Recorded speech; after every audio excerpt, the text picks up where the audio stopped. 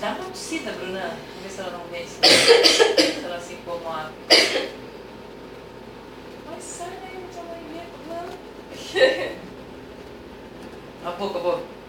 Ela abre, Ela abre, boca, né? Você chorando que eu tô empurrando.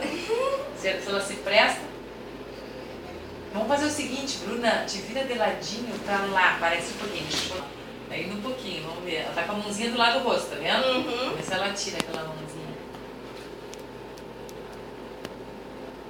Tosse de novo, Bruna.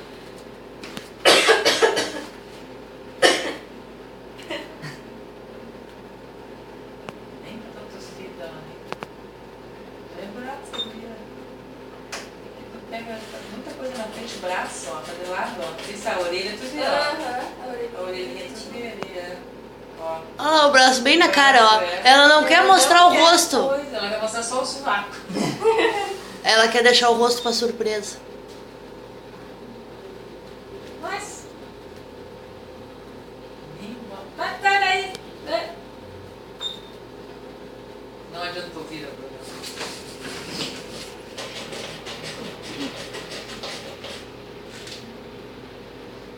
Oh, parece que tá com... Ó, eu quero fazer assim de novo, né? Claro que a cabeça tá aberta, porque eu vou tirando as coisas da frente. Tem coisa na frente, ó. Até o braço eu tiro, até o braço. Não adiantou. Pode largar. Ó. Eu levanto de novo, vou botar ela mais pra cá. Acabou que tendo trabalho de parte aí. Minhas mexidas, né? Ela vai embora lá pra baixo. E sempre com a mãozinha no rosto.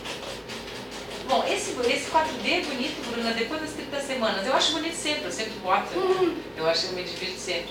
Mas ela é melhor, a cabeça vai estar maior, eu faço mais coisa aqui. Mas o teu neném não tá melhor.